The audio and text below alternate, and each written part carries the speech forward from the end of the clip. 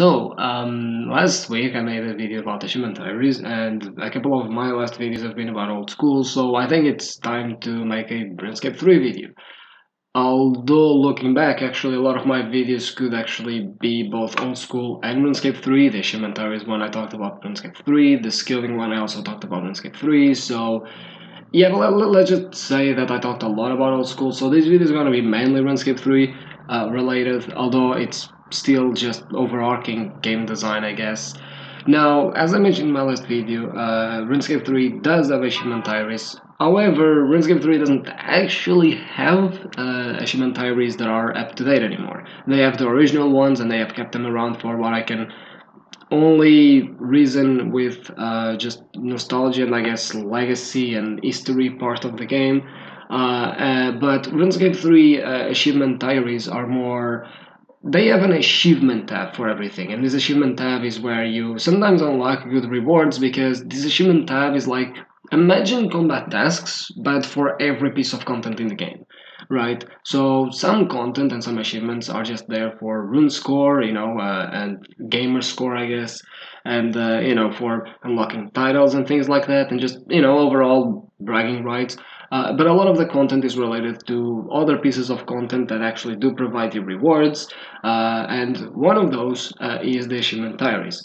Now, the achievement diaries in RuneScape 3 aren't as OP, they're not as fleshed out, they're not as up to date, obviously, and yeah, they haven't really been touched on for that long. But that begs the question: with how much RuneScape 3 has changed and how long it's been around, what does Jagex then do to essentially just prompt players to engage with mechanics in the game and so on, so on, so on? And that's exactly what I'm going to be touching on in this video. Now, the thing is, and to be fair, a lot of what I'm going to talk about in this video, and the reason as to why they even do things like that, it's mainly because of the way they approach content. Contrary to old school, and I mean even old school does this, but it's not as noticeable because their changes aren't usually as big because you need to pull things and then get feedback and then pull them again and then get feedback and then scrap them and then just it feels way less like this than in RuneScape 3 where they just add content to the game and then fix it based on feedback. But in RuneScape 3, usually when they make content, is mainly in batches, as in, for example, let's take the wilderness, right? The wilderness was reworked, the PvP, at least the obligatory PvP was removed, as the wilderness still has PvP, although it was pretty dead before and it's still pretty dead now. But they reworked the wilderness, they added more content to the wilderness, they reworked a lot of the way the wilderness worked, they added quests, they added an elite dungeon, and now they have the port for in3 thing. So usually when it comes to adding content to RuneScape 3, they do so in batches to specific areas to bring them to speed and fix a lot of the problems that they have. They found this approach to be more efficient and to just try and try and fix everything at the same time, because with the amount of content that that game has, it's kind of hard to do that, as you might imagine. So they found this type of content. This type of content is the approach that they want, or this type of approach. And the interesting part is, well, how do they do the shipment diary part of it? And usually it's what I like to call reputation systems, which are mainly just reward systems. Essentially, every area has rewards, and these rewards can be broken down in three types. The number one are cosmetic rewards, things that essentially just reward you for interacting with the area. The number two are usually direct rewards, so the things that you get from the area itself. And number three are the indirect rewards. Essentially, imagine those quality of life rewards that you get from achievement diaries, for example, that actually apply to your entire adventure as opposed to just applying to that specific area or in specific instances, right? So to give an example, let's take Menopause. Now, Menopause came into the game in 2016, if I'm remembering correctly.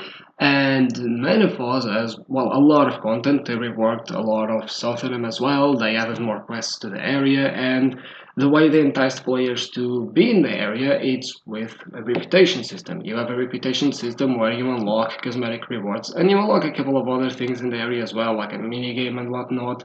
But mostly you unlock cosmetic rewards for just doing content in the area. However, essentially menopause, as you know, all of these types of content as well. So you have the cosmetic rewards, but you also have the direct rewards. So, for example, the fish that you get, the acacia trees, and things like that. But you also have the indirect rewards, and usually in the form of Slayer and the Second Pyramid, which is like your own instance for your own Slayer grind, I guess. Essentially, you can capture Slayer creatures and fill in your log, right? And this is more the indirect rewards. These are the rewards that aren't so much related to Menopause itself, that you're only going to be using in Menopause, but are more to, just add something to Slayer as a whole, right? The same could be said for Anachronia, although Anachronia doesn't necessarily have an entire reputation system. You do have a system where you manage a camp, sort of like tribal wars in that sense, not as fleshed out obviously, but still in that sense. And it rewards you for doing content in the area on these three spheres or fields, if you will.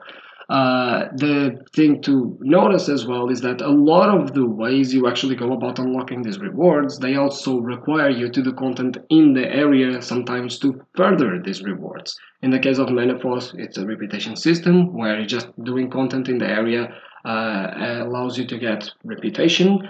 In Anachronia, for you to actually get your camp to the max level, you need specific items that you get from just doing content in Anachronia, doing Slayer, doing Enter, so on and so forth.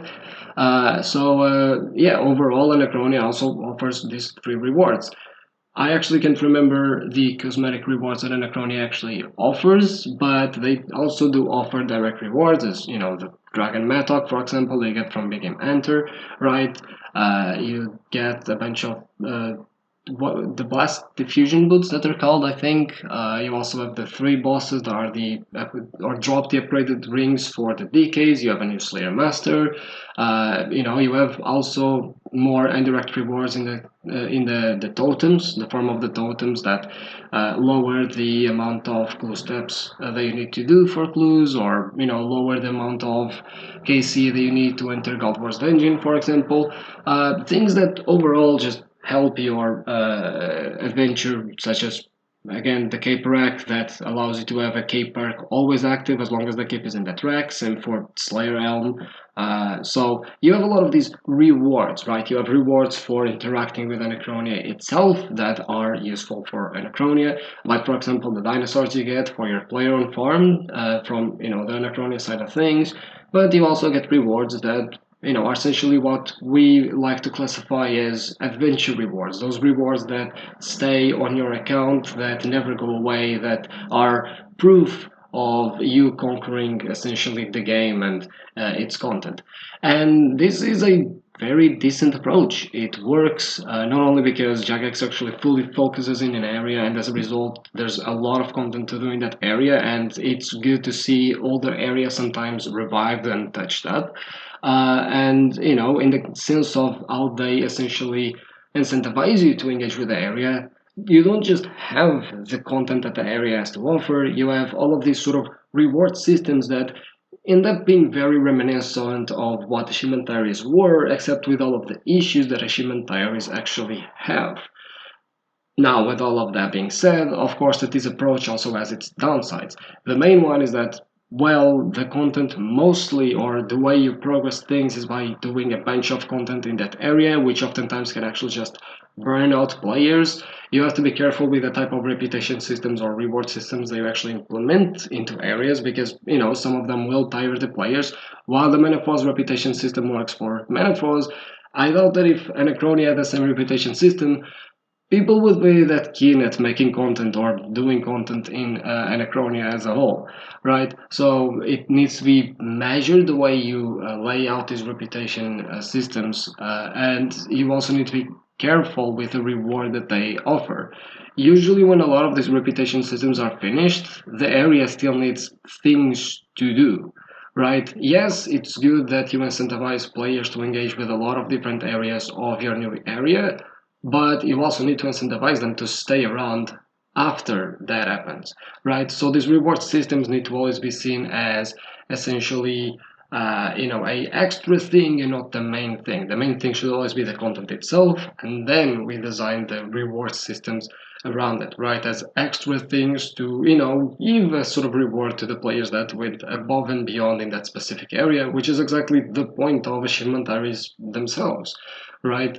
And the other problem is that oftentimes it's not as easy to lay out a lot of these rewards. A lot of these rewards come from you just having knowledge that they exist, or sometimes you don't even need to engage with everything in the area to get a lot of these good rewards. In a achievement diary system, at least you have everything laid out. Like every area follows the same system, which is really good for consistency, which in this type of reward systems doesn't really exist, because if it did, again, it would be a bit tiring. But at the end of the day, it's a bit of a drawback.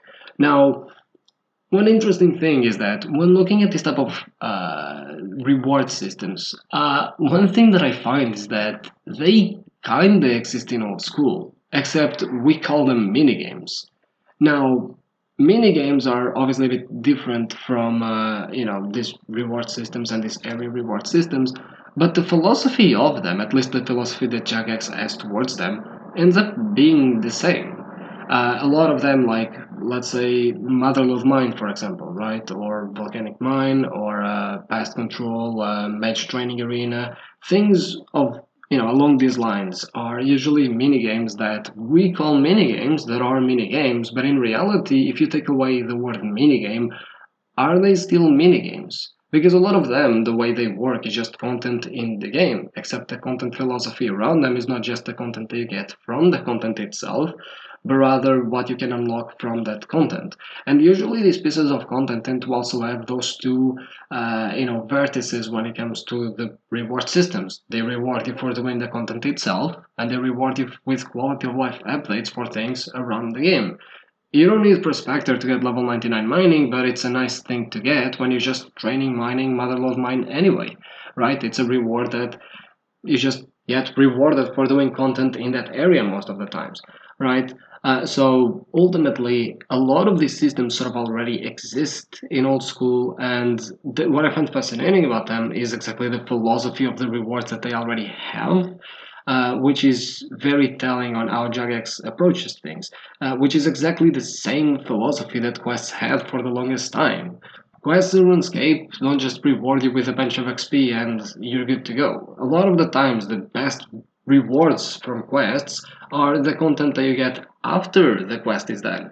In the case of Monkey Madness, for example, you get a Dragon Scimitar, or in the case of Monkey Madness 2, you get access to an entire new area with different monsters to kill that drop, not just Xenites, but also drop, more loot for you to actually, just get. So ultimately, a lot of this philosophy seems to be the most prevalent around just RuneScape in general, and when it comes to that philosophy being present on our RuneScape 3, there's the batch updates that they usually do, it actually tends to work out quite well. The areas feel alive, the areas feel important, and you get rewarded for interacting with them, regardless of how good or, I guess, quote unquote, bad the reward is. And even after you're done with the area and you feel like there's nothing else to do there, you are still able to carry some of those rewards with you for, well, the rest of your adventure. So, yeah, that's pretty much how RuneScape 3 deals with the lack of achievement diaries, anyway. Yeah.